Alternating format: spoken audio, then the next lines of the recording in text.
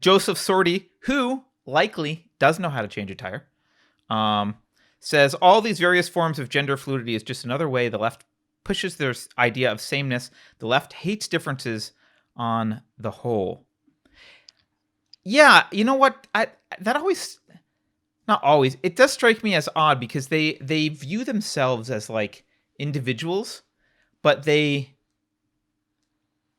are really bothered by like any recognition of differences between anyone at all.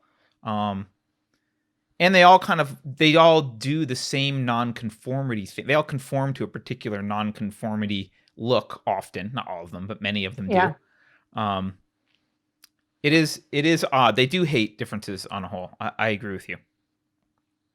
All right. Well, even I shared something about that. Gosh, what was it? I think it was Vogue or no, Men's. It was a men's magazine. They did a post about Harry Styles. Now I'm going to show my Gen X age. I know he's a musician, but I forget what band. Anyway, I don't know who he is. And then you probably have no idea. You have no idea who he is. That's even better. They shared a post of him wearing from the cover of Vogue. Now this is a men's magazine, Men's Daily or something. I can't remember what it is. They picture of him in this ball gown on the cover of Vogue, and they were basically saying, "Oh, he's breaking."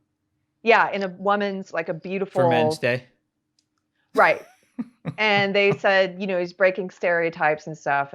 And the thing about it to me is, I don't care what you choose to wear. I mean, I know men who like to dabble in cross-dressing, or it doesn't matter to me what you choose to do. What bothers me about that post is that they're acting like it's edgy or something. It's not. It's status quo now. There's nothing edgy about it. Right. You've taken this thing, you've corporatized it. It's Vogue magazine and a national men's magazine posting it with a super famous rock star wearing a dress, and we're supposed to think this is somehow challenging taboos. It's almost as if did they miss David Bowie?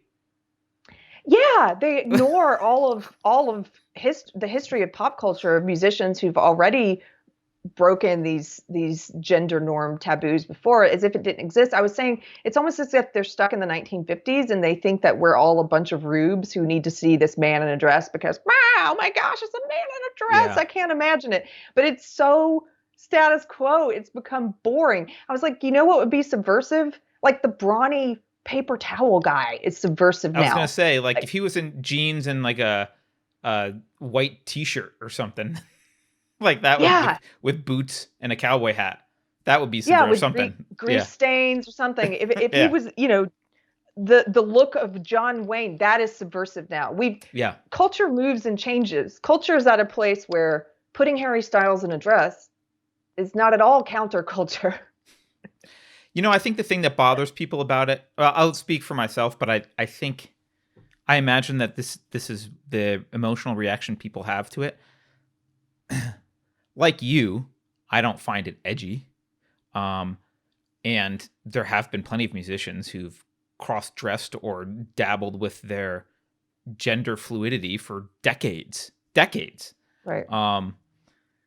So there's nothing edgy about it. What bothers me is the feeling that I get, and it's just a feeling. The feeling that I get from it is not that they want to celebrate him. It's they think that celebrating this thing will hurt traditional masculinity in some way. Their purpose behind it is not to elevate the guy in the dress, but to kick traditional masculinity in the face. That's why they're doing it.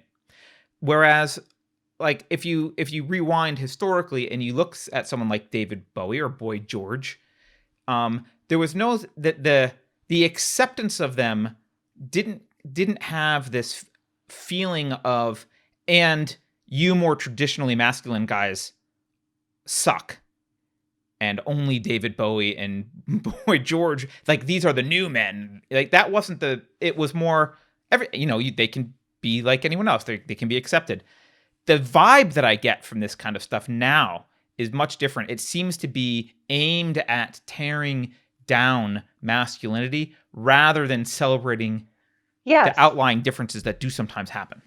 Yeah, and it's becoming, I mean, it is the part of the dominant mainstream culture. And when I say mainstream culture, I don't mean everyone around you, every man is wearing a dress. I just mean the cultural gatekeepers and tastemakers, the elite, the cathedral, the media, the social media companies, all they've all been pushing this.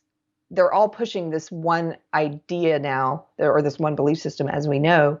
And so it's dominant culturally, um the what did you call them before, the elite, when you were talking about Gavin Newsom, Oh, the aristocracy, the aristocracy, aristocracy yeah. is pushing, yeah, this is The a French dominant laundry thing now. So aristocracy. Yeah. yeah, to see the aristocracy, the cultural aristocracy, put out an image of Harry Styles in a traditionally masculine outfit would be actually counterculture.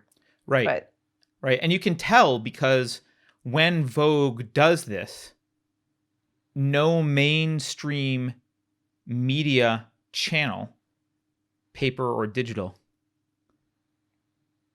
is angry about it. No one says this is bad. No one condemns it. So no, none of the cathedral condemns this. Therefore, it's not edgy. You can tell you're it's not being edgy. edgy when CNN, NBC, the New York Times, and Washington Post hate it. Then it's edgy. Yes, it's a good That's what edgy barometer. is. Edgy is Yeah. when not all university professors love it and think it's great, and not all news anchors love it and think it's great, and not all editors think it's great. When they all hate it, then it's edgy. That's what edgy means. Uh, That was a bit of a tangent, but that was a good tangent. It's it's fine. on my mind lately.